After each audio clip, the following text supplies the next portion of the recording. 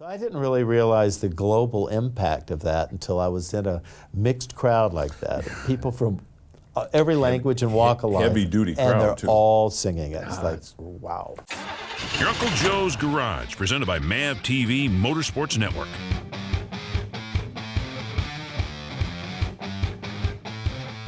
Hey, welcome to your Uncle Joe's Garage, supported by Mike Thompson RV. Look who we got in here, old buddy Don Felder. How are you, Joe? Welcome to the garage. You've never been in the garage itself, have you? I have not, no. You know, one of the things we do here, everybody who comes in, you have to tell us what your first car was. Wow. You know, I almost bought when I was just about 15 and a half, almost 16, Yeah. a 62 Chevy Corvette. Oh my God. Until I found out, my dad was kind enough to find out what the insurance payments would be on a 62 Corvette, a 16-year-old, and it was like more than the car was every year. So I wound up waiting for my father to decide with my fingers crossed and bated breath because my older brother had originally got a 53 Chevrolet convertible. Okay. Three on the stick. Three in the tree, right? yeah. And then he got rid of that a couple of years later, and he got a 57 two-door hardtop Bel Air, turquoise and white. Oh my God. Dual exhaust, just the car of my dreams. I got to wash it on Saturday, was about what I got to do.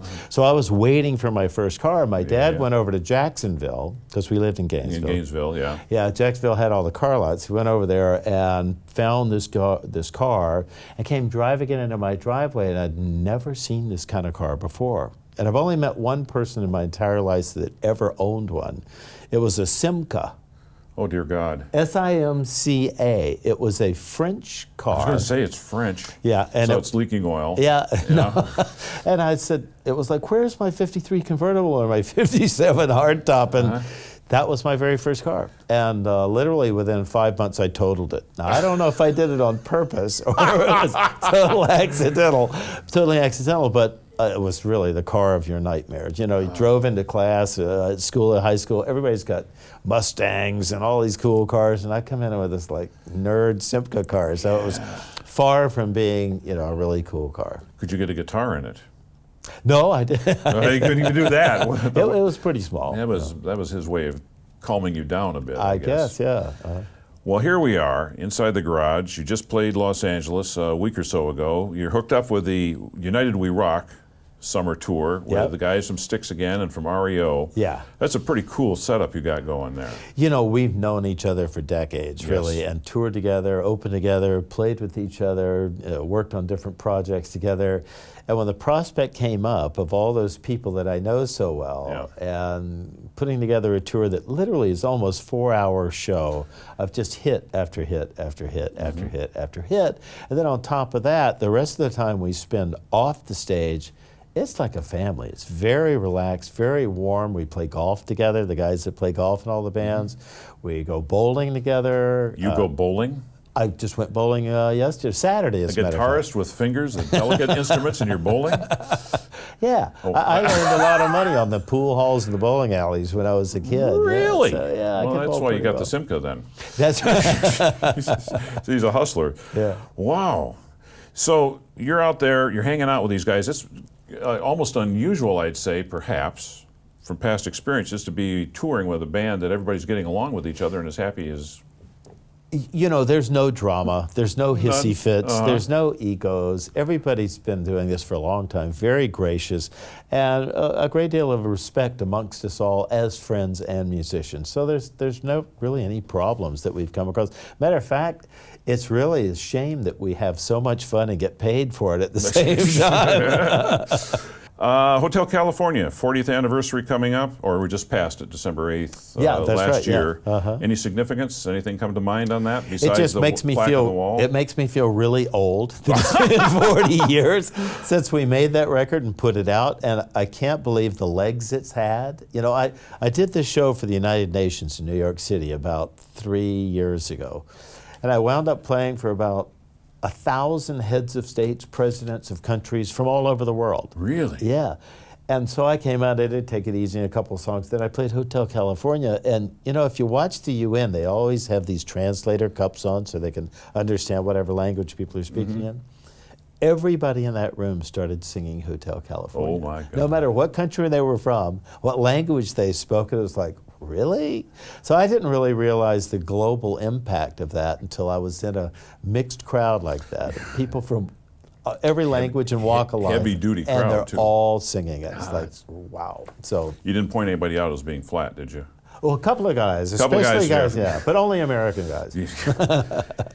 One of the people you played with in Gainesville was Duane Allman. And you learned slide guitar from him, didn't you? Yeah, I did. How did this happen? How did you just happen to be walking down the street and there's a guy playing a guitar? Or? No, I guess in that Gainesville area, that was very unusual to have so many people that were all just obsessed with music. Yes. It was Greg and Duane. And it didn't matter if they were the Spotlights or the Allman Joys, or the Allman Brothers, or what flag they were flying that particular month. They were by far the two best guys in that whole North Central Florida area. Guitar playing and vocal and whatever band they were in was just stellar. I'm very proud to have the distinct honor of having lost at least 5 battles of the band to Greg and Duane. Only because no matter what band I had, they were just smoking hot, you know. So we would all work the fraternities at the University of Florida during the school session. Yep. And when summertime came, we all went to Daytona Beach and played the dance clubs and the pier and all the stuff on the strip over there that was available for bars to play. And then Greg and Duane and myself and Bernie became really good friends. And so we would, whenever we finished around 1 or 2 in the morning, we'd get together and go to this diner and have breakfast, you know, scrambled eggs, That's what you do when bacon you're in a before we band. go to bed. You Yeah, know? that's a perfect thing to sleep on. Yeah. Yeah.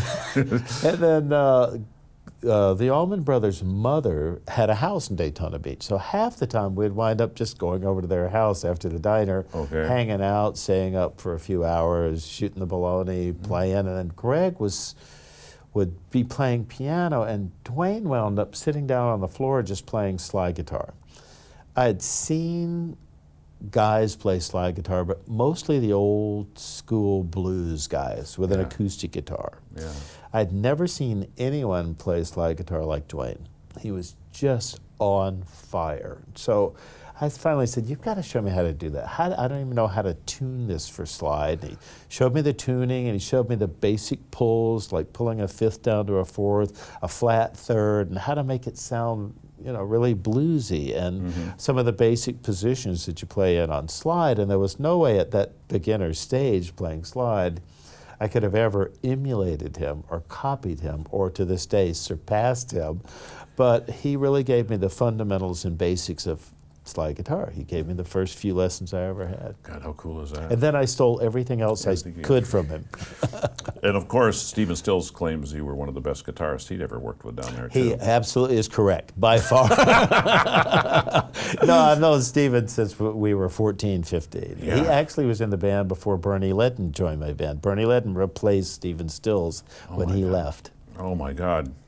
You had no idea where anything like that was going anyway. You're just playing just as the music was driving Just you. kids having garage bands, having fun. There's been a lot of things happen. You've seen a lot of stuff in the business. You've seen a lot in your bands you're dealing with and all that. I was looking back at the Eagles and Glenn Frey.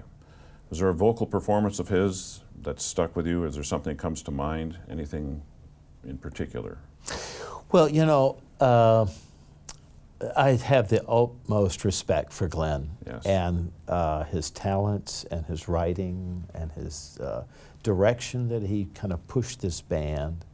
And I would say, I think one of my favorite vocal performances and writing pieces that he wrote was Tequila Sunrise, only because it's very sensitive and yet it's got this kind of Latin Tex-Mex flavor to it, which he was from Detroit. Why he had Where that that came up with that, yeah. I don't know, but it just has a very kind of, I don't know, very reminiscent of Glenn, the softer side of Glenn, where songs like Heartache Tonight and that sort of stuff are, you know, just a little harder edged, and but I like Tequila Sunrise. Cool.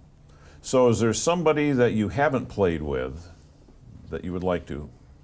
Wow, that's I've had a lot of people that I've either set in with or jammed with. Billy Gibbons and I have done fun stuff together. We've never had the chance and time. Dave Grohl, some people that just have a really great different approach to playing guitar.